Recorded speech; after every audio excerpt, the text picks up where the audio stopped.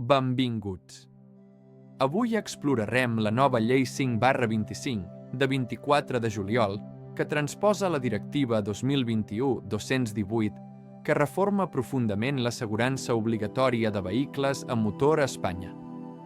Aquesta legislació, publicada al BOE el 25 de juliol de 2025 i en vigor des del 26 de juliol de 2025, modernitza el marc legal per a conductors, asseguradores i víctimes. Entre els canvis principals destaquen l'ampliació del concepte de vehicle de motor, la creació d'una assegurança per a vehicles personals lleugers i millores significatives en la protecció de les víctimes.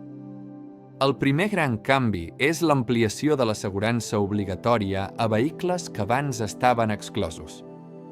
Ara, vehicles agrícoles, industrials i certs vehicles de mobilitat personal, com patinets elèctrics de més de 250 watts o que superin els 25 km/h, requereixen assegurança obligatòria.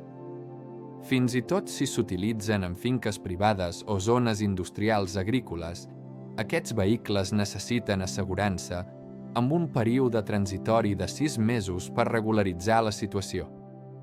La llei també redefineix el concepte de fet de la circulació, incloent qualsevol ús del vehicle com a mitjà de transport, independentment del terreny o si està parat o en moviment. Això clarifica situacions dubtoses i s'alinea amb els criteris del Tribunal de Justícia de la UE, aportant seguretat jurídica sobre la cobertura de l'assegurança obligatòria. El segon capítol se centra en les millores en la protecció de les víctimes d'accidents de trànsit. Si l'asseguradora del vehicle responsable es declara insolvent, el Consorci de Compensació d'Assegurances assumirà el pagament de les indemnitzacions, evitant que les víctimes quedin desprotegides. A més, s'incrementen les ajudes posteriors a l'accident, amb rehabilitació domiciliària fins a 24 hores per a lesions greus i assistència psicològica fins a 12 mesos per a familiars de morts o grans lesionats. La reforma també agilitza els tràmits de reclamació de danys, fomentant solucions extrajudicials i actualitzant les indemnitzacions anualment segons l'IPC. El tercer capítol aborda les noves obligacions per a conductors i asseguradores. Les asseguradores hauran de verificar que el vehicle tingui la ITV al dia en renovar la pòlissa.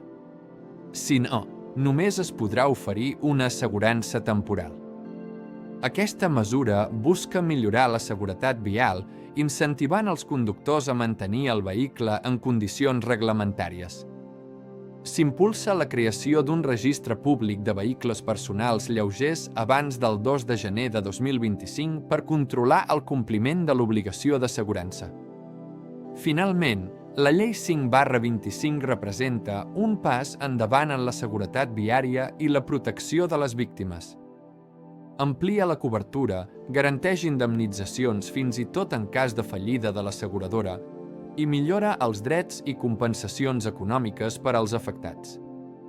Aquesta nova llei harmonitza el sistema espanyol amb la normativa europea, aportant més seguretat jurídica per a tots els implicats.